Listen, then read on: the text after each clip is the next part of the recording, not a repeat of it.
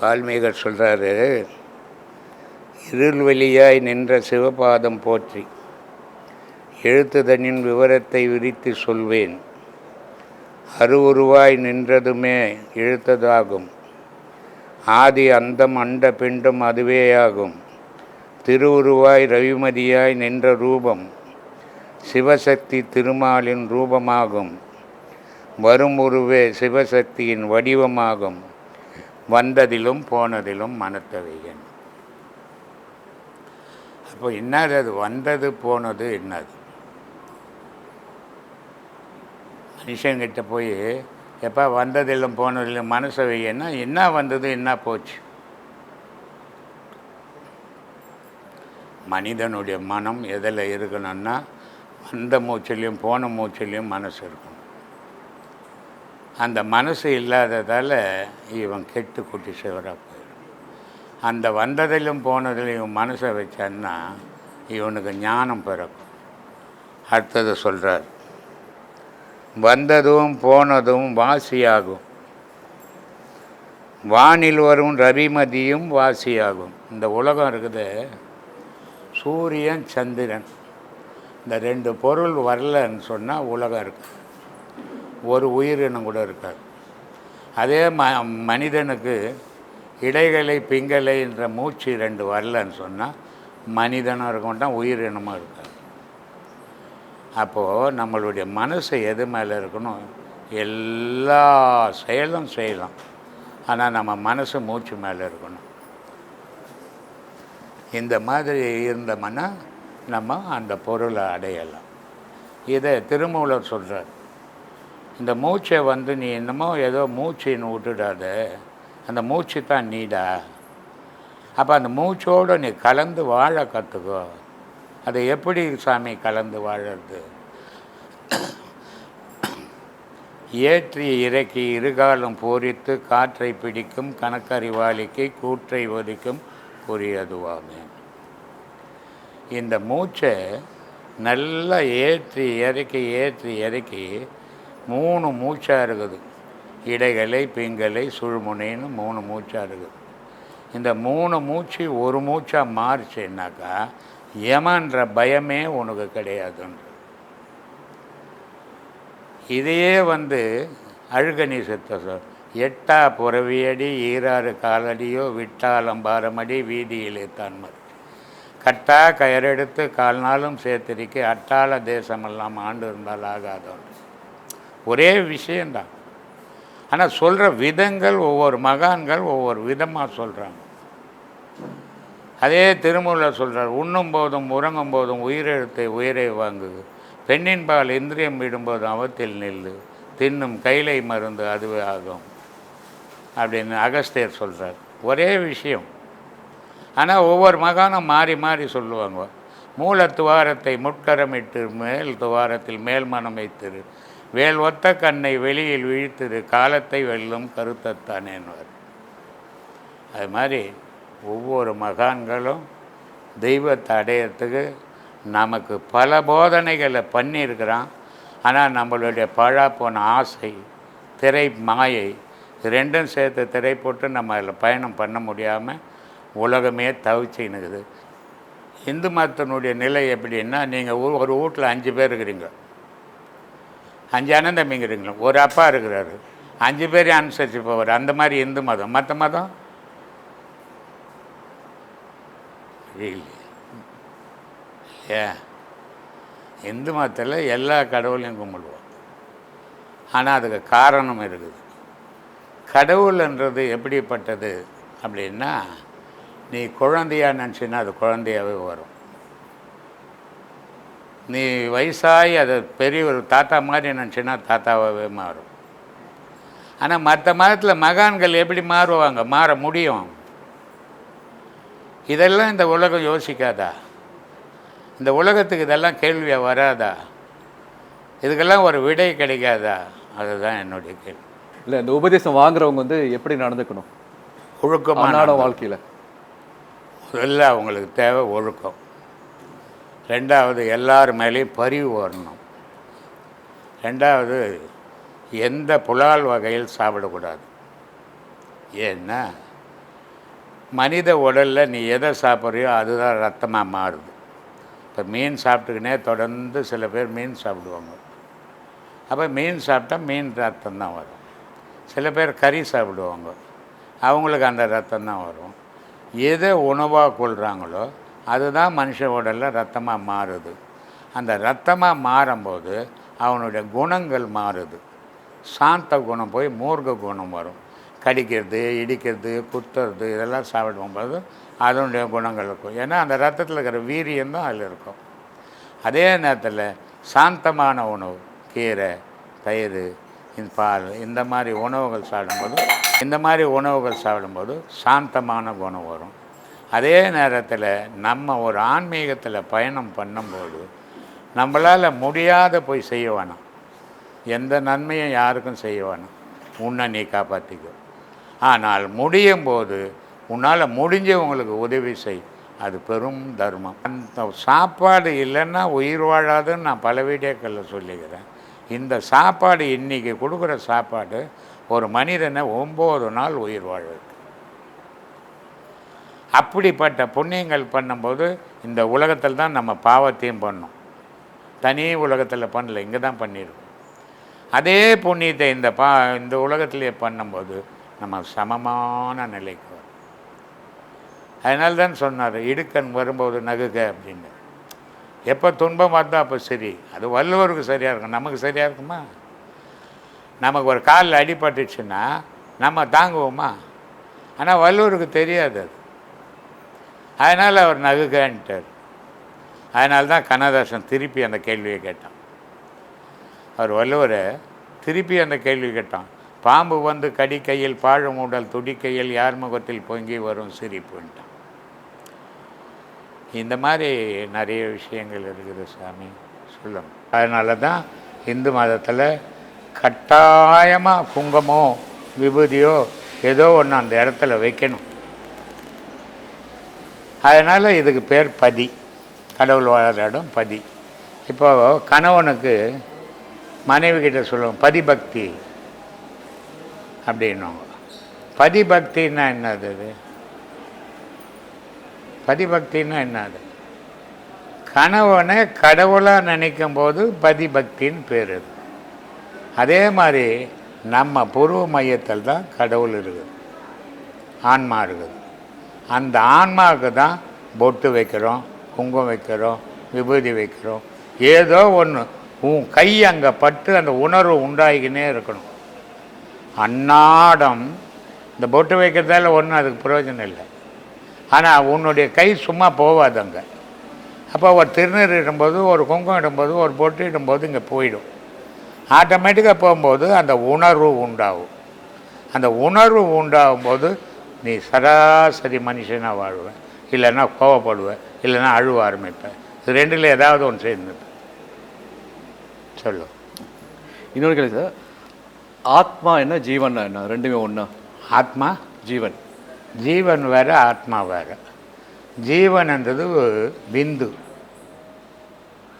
மூலாதாரத்தில் ஒவ்வொரு மனிதனுக்கும் பிந்து இருக்குது.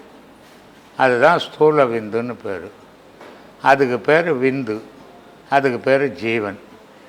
அதே நேரத்தில் இதுக்கு பேர் மூச்சு, இதுக்கு பேர் உயிர். இதுக்கு மேலே இருக்கிற பொருளுக்கு பேர் ஆன்மா. அது எப்படி இருக்குதுன்னா ஒளியும் ஓசையுமா இருக்குது அது. அப்போது இந்த முப்பொருள் சேர்ந்து தான் இயங்குது. இந்த முப்பொருளுடைய தன்மை என்னன்னா, மூலாதாரத்தில் இருக்கிற விந்துக்கு அகாரம்னு பேர். இந்த வயிற்றில் இருந்து உருவாகிற பிராண காற்றுக்கு மகாரம்னு பேர். இந்த உச்சியில் இருக்கிறதுக்கு பேர் உகாரம்னு பேர். இந்த 3 பொருளும் சேர்ந்து தான் நம்மளை இயங்குது, அகார உகார மகாரம். அதே மாதிரி காலிலேருந்து தலை வரைக்கும் தலை, இந்த 3 பொருள் சேர்ந்து தான் இயங்குது நமக்கு. சொல்லு. இப்போ முக்தி அப்படின்னு சொல்கிறாங்களே, அப்படின்னா என்ன சார் முக்தினா? முக்தின்னா திருப்பி பிறப்பு இல்லைன்னு அர்த்தம். முக்தி எப்போ அடையும்? மனம் அழிஞ்சிடணும். மனம் இல்லை. மனம் அழிஞ்சவனுக்கு இங்கே என்ன வேலை இருக்குது? இப்போ மனசு இருந்தால் தான் நம்ம ஒரு பொருள் வாங்க போகிறோம், மனசு இருந்தால் தான் ஒரு வீடு கட்ட போகிறோம், மனசு இருந்தால் தான் வீட்டுக்கு போக போகிறோம். அப்போது மனமே இல்லாதவனுக்கு இங்கே என்ன இருக்குது? ஒன்றுமே கிடையாது. அப்போ மனம் இல்லாதவன் கடவுளோடு சேரும்போது முக்தி மோட்சம் அடைஞ்சான் அப்படின்னு பேர். இதுக்கு திருமூலர் ரொம்ப அழகாக சொல்லுவார். தலையில் சிவபெருமானுங்கிறார், இடுப்பில் சக்தி இருக்கிறார். ஒரு மனிதன் பார்த்தா தெரிஞ்சதுன்னா வெளிச்சம், ஒரு மனிதன் ஒரு பொருளை பார்த்தா தெரியலன்னா இருட்டு. அப்போது இந்த மூலாதாரத்தில் இந்த இருட்டு பகுதியில் அந்த விந்து இருக்குது. அது எப்படி இருக்குது அப்படின்னா, இதெல்லாம் போய் நான் மீடியாவில் சொல்லின்னுக்கிறேன், அது என்ன ஆக போதோ தெரியல, வேடிக்கை. அந்த விந்து சுற்றி கீழ்ப்பக்கமாக பார்த்துக்கின்னு உட்காந்துங்குது. அது எந்த இடத்துல இருக்குது அப்படின்னா, ஆசனத்துக்கு மேலே 2 விரல் மேலே, கருப்பைக்கு 2 விரல் கீழே, 2க்கும் இடையில் அது நிற்கிது. இதை இந்த யோக முறையில் இந்த மூச்சு ஏற்றும் போய் அதுக்கு சூடை தட்டி தட்டி தட்டி அது தலையில் அது இப்படி இருந்ததை இப்படி திருப்பணும். இப்படி திருப்பும்போது என்ன ஆகுதுன்னா, நீயும் மூச்சுங்கிற, அதுவும் மூச்சுங்குது. ஆனால் அது கீழே இருந்ததுன்னா நீ தூங்குவ, அது மூச்சு நிற்கும், அது மூச்சு நிற்கும், நீ தூங்குவ. இது ரெண்டும் நடக்கும் அந்த இடத்துல. அப்போது இதை எடுத்துன்னு மேலே வரணும். அதனால் சொல்கிறார், இருட்டறை மூலையில் இருந்த கண்ணி குருட்டு கிழவன் கூடல் குறித்து குருட்டினை நீக்கி மருட்டியவளை மனம் புரிந்தாலே என்றார். கண் தெரியாத உட்கார்ந்தாரான் சிவபெருமான். இந்தம்மா கன்னி பொண்ணான். மேலே போனவொன்னே அவர் கண்ணு வந்துடுச்சான். கண்ணு வந்தவொடனே அந்தம்மா மயக்கி கல்யாணம் பண்ணிக்கினாராம். ஆனால் பிரிஞ்சு போய் இவ்வளோ காலமாக பிரிஞ்சு போய் இந்த கணவன் மனைவி சேர்ந்துருக்கும்போது இந்த சேர்க்கறதுக்கு பாடுபட்ட மகனை விடுவாங்களா? அந்த மகனை தனக்குள்ளே இணைக்கிறது தான் முக்தி மோட்சம். இப்போ அவையாரை சேர்த்துக்கினாங்க, காரைக்கால் அம்மையாரை சேர்த்துக்கினாங்க, அப்பரை சேர்த்துக்கினாங்க, ஞான சம்பந்தரை சேர்த்துக்கினாங்க. இதெல்லாம் எப்படி? முக்தி. இறைவனோட கலந்தவங்க பேர் முக்தி. இறைவனை விட்டு உலகத்திலோட வாழறவங்க பேர் அஞ்ஞானி. 2 தான் நடக்கும். ஓகே. இன்னொரு சார், இந்த ஜாதகம் சொல்கிறாங்களே, இந்த ஜாதகம் இந்த பிளானட் இப்படி இருக்கும்போது நீ பிறந்தனா அப்படி இருப்ப. ஸோ இது வந்து விதியா? இதை மாற்ற முடியுமா? ஃபுல்லாக ஏமாத்துறது. அந்த ஜாதகம் பார்த்தெல்லாம் எவனுக்கு ஒன்று, ஜாதகம் பார்த்து எல்லாருக்கும் நல்லா இருந்தாலும் ஏழையே இருக்க மாட்டாங்க உலகத்தில். ஜாதகம் பார்த்து எல்லாம் நடந்ததுன்னா சாவே இருக்காது உலகத்தில். ஜாதகம் பார்த்து எல்லாம் நடந்ததுன்னா ஒரு கனவு மனைவி கூட பிரிஞ்சிருக்க மாட்டான். அது ஒரு தொழில், அவன் அதை செய்கிறான். நீ அவனை தேடும் போதே அவன் கணக்கு போடுறான். உன்னை சரியான பார்ட்டி ஒன்று வருது, போடு காவத்தை அப்படின்னு. ஏன்னா ஜாதகம் பார்த்த காலம் உண்டு. அவங்க எப்படின்னா ஞானத்தோடு ஜாதகம் பார்த்தாங்க. அவங்க சொல்கிற வார்த்தையே பொய்யாவாது. அப்போ அவங்க சொன்னதும் எழுதுனதும் நடந்தது. இன்றைக்கி எல்லாம் காசு கோசம் கம்ப்யூட்டரில் வந்துடுச்ச ஜாதகம், அப்புறம் எங்கேருந்து பேப்பரில் வந்துடுச்ச ஜாதகம், அதில் எங்கே உண்மை இருக்குது? ஒரு ஜாதகத்தை எடுத்திங்கன்னா 100 பேருக்கு பொருந்துது, ஆனால் 100 பேர் பிச்சைக்காரனாக தாங்கிறான். அதனால் நான் ஜாதகத்தை எப்போவுமே நம்புறதே கிடையாது. நான் நம்புறது என்ன நம்புவேன், கடவுளை நம்புவேன். இந்த பூமியில் நான் வாழற வரைக்கும் என் வேலை அது தான். சொல்லு. நாதம் வந்துச்சுன்னா ஷோட் பண்ண முடியாது, ஒருத்தர்கிட்ட பேச முடியாது, ஒரு சவுண்டு வச்சா கேட்க முடியாது, அப்படியே சுண்டு படுக்க சொல்லும். இதுதான் மகான்கள் குகையில் படுத்துங்க வந்தான். ஆனால் மனுஷன் படுக்க முடியாது, அவன் வேலைக்கு ஓடணுமே, காலையிலேருந்து சோறாக்கணுமே. அதனால் இவங்களால் அதை முழுமையாக போக முடியல. ஆனால் முடிஞ்ச வரைக்கும் போகணும், விட்டுடக்கூடாது. விட்டுட்டிங்கன்னா அது பயனே இல்லாமல் போயிடும். முடிஞ்ச வரைக்கும் போகணும். அப்படிப்பட்ட நாதத்தை சொல்கிறாரு. விந்து நிலை தனையறிந்து விந்தை கண்டால் விதமான நாதம் அது குருவாய் போகும். அதுதான்டா உனக்கு குரு. ஒவ்வொரு மனுஷனுடைய ஆணுனுடைய உடலில் விந்து இருக்குது, ஒரு பெண்ணுனுடைய உடலில் சுரோனிதம் இருக்குது. இது ரெண்டும் சேர்ந்து, இது ரெண்டும் கீழே நீராகவும் மண்ணாகவும் இருக்குது, மேலே நெருப்பு காற்று சப்தமாக இருக்குது. இது ரெண்டும் சேர்ந்துச்சுன்னு சொன்னால் அது சேர்க்குற ஆற்றல் நாதத்துக்கு தான் உண்டு. அந்த நாதத்தை போய் அதில் சேர்ந்துச்சுன்னா நீ எப்போ இந்த உலகத்தில் ஜனனமான எப்படி ஆனையோ சுத்த பொருளாக, அந்த சுத்த பொருளாய் கடவுளோட சேருவ அப்படின்றார். அப்படிப்பட்ட நாதத்தை கை கொள்ளணும், அதை அனுபவிக்கணும். அதை பயம் வந்துச்சு, எனக்கு இடிக்குதுங்க, எனக்கு பயமாக இருக்குதுங்க, சத்தம் வருதுங்க அப்படின்னா பயன் இல்லாமல் போயிடும். அதெல்லாம் அனுபவிக்கணும். 10 நாதம். அதனால் திருமூலர் தசநாதத்தை கேளுன்றார். அப்போ தான் முழு ஞானி ஆக முடியும். ஒரு நாதத்தமும் கேட்காதுமே ஞானின்னு வேஷம் கட்டின்னுக்கிறான். அதனால் நமக்கு அந்த மாதிரிலாம் நம்ம இருக்கக்கூடாது. நம்ம சீடர்கள்லாம் தெளிவான முறையில் இருக்கணும், உண்மையை தெரிஞ்சுக்கணும். சொல்.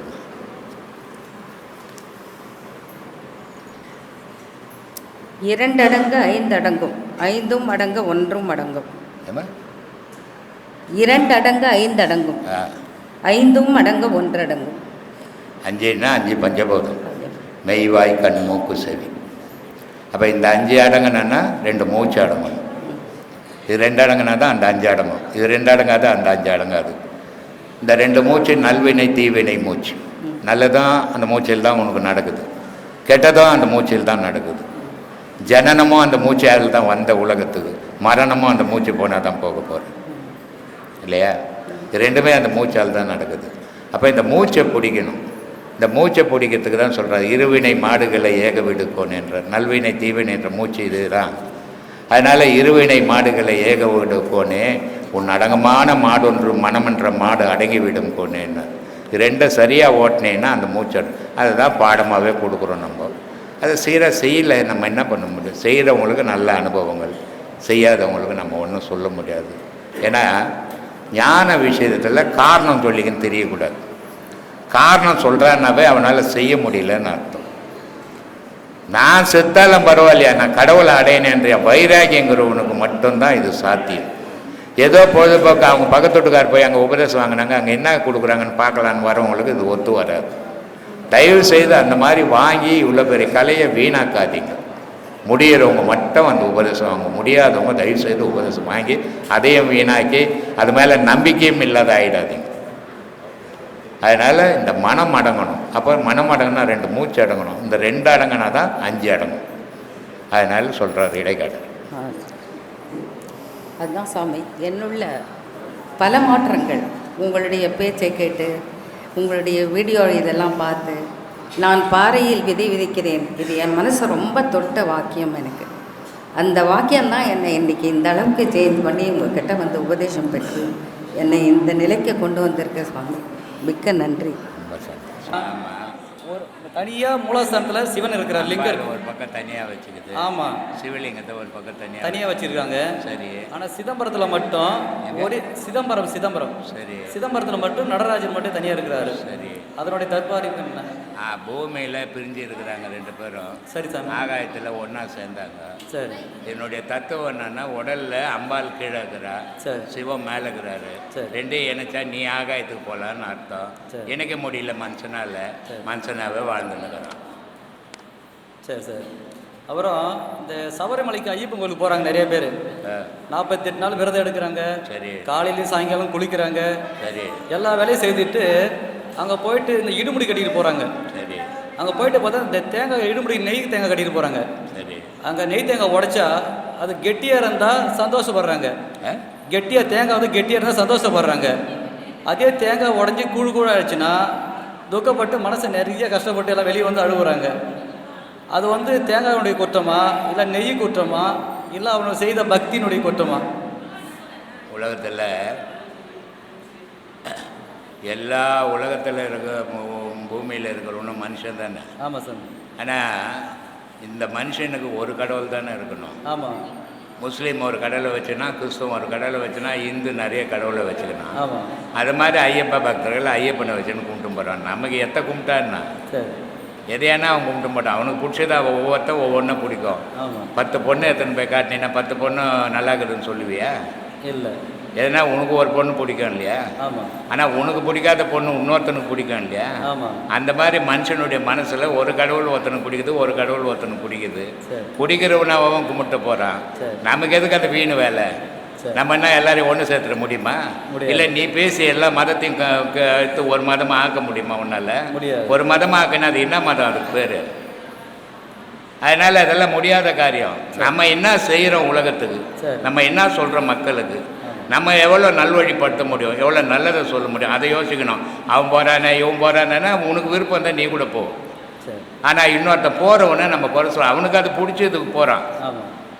இங்கே வந்து உபதேசம் வாங்கினா ஐயப்பன் கோயிலுக்கு போகிறான். நான் சொன்னேன் இங்கே மாலைகள்லாம் இங்கே போட்டுன்னு வரக்கூடாதுன்ட்டேன். அது மாதிரி இருக்கிறான். ஏன்னா அவனுக்கு எது உண்மை எது போயின்னா அவன் தெரிஞ்சிக்க முடியாமல் வாழறான். ஐயப்பன் கோயிலுடைய தத்துவம் என்னான்னுட்டா ஐயப்பன் கோயில் போகிற பக்தர்களுக்கே தெரியாது. அது மாதிரி இருக்குது. அதனால் நம்ம இன்னொருத்தரை குறை சொல்லவன் நம்மளை நம்ம திருத்திக்கினா உலகம் திருந்தின மாதிரியே இருக்கும். நம்மளை நம்ம குழப்பத்திலே வச்சுக்கணும்னா உலகமும் திருந்தலை நம்மளும் திருந்தலைன்னு அர்த்தமாயிடும். அதனால் எவனுக்கு எது பிடிக்குதோ அதை போய் கும்பிடட்டும். உன்னை தேடி வந்தான்னா உண்மையை சொல்லு. அவன் போகிறவனெல்லாம் போய் தட்டு ஐயப்பன் கோயிலில் போய் கேட்டு மூடிடான் அடுத்த மாதம் அடுத்த வருஷம். முடியுமா? முடியாது. முடியாததை நம்ம ஏன் பேசணும்? நம்மளால் முடியறத பேசு, நம்மளால் செய்ய முடிஞ்சதை செய், அதான் நல்லது. அப்புறம் வேற என்ன? அப்புறம் இப்போ நபிகள் நாயகர் இருக்கிறாரு. சரி, அவர் பார்த்தோன்னா பெரிய மகான். ஆனால் அந்த முஸ்லீமுக்கு வந்து ஒரு விலங்கு ஏதோ ஒரு ஆட்டை வெட்டும் போதோ கோழி அறுக்கும் போதோ மந்திரம் படித்து அதுக்கு அறுக்குறாங்க. ஆமாம், அவ்வளோ பெரிய மகான் வந்து அந்த மாதிரி தப்பான வேலையை பைபிள் எழுதி வச்சுட்டு போயிருப்பாரா, இல்லை மக்கள் வந்து இவங்கள கற்பனை பண்ணி செய்கிறாங்களா? எப்போவுமே எல்லா மகான்களும் சில குறிக்கோள் எழுதியிருக்கிறாங்க. ஆமாம் சார்.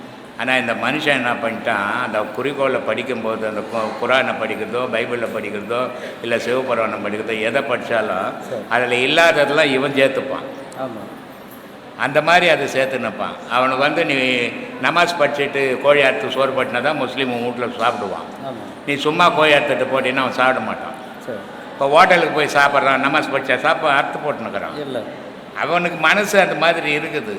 அதனால தான் சொல்கிறது, கடவுள் வழிபாட்டில் போகிறவனுக்கு முதல்ல மனம் சீராகணும், அப்புறம் தான் கடவுளை தேட முடியும். மனத்தில் 1000 குழப்பங்களை வச்சுக்கின்னு ஜாதி மதம் இனம் குலம் கோத்திரம், நான் முஸ்லீமு நான் கிறிஸ்துவன் நான் இந்துன்னு வச்சுக்கின்னு இருந்தான்னா கடவுள்கிட்ட போக முடியாது. மதத்தை கும்பிட்டுங்களாம், கடவுளை கும்பிட முடியாது. கடவுளை கும்பிட்றவனுக்கு மதம் ஜாதி கிடையாது. இதை நம்ம மனுஷன் முதல்ல புரிஞ்சுக்கணும். எல்லாரும் ஒரு பிறவி, மனித பிறவி. எல்லாரும் பிறந்திருக்கிறோம், எல்லாரும் வாழ்ந்துருக்கணும், எல்லாரும் ஒரு நாள் சாக போகிறோம். எந்த மதமாக இருந்தாலும் செத்து தான் ஆகணும். இந்த மதத்தில் இருந்தால் வாழ போதில்லை, அந்த மதத்தில் இருந்தால் வாழ போதில்லை, அந்த கடவுள் காப்பாற்ற முடியாது, இந்த கடவுள். உன்னை நீ காப்பாற்றிக்கின்னா உணவு தான் கடவுள்.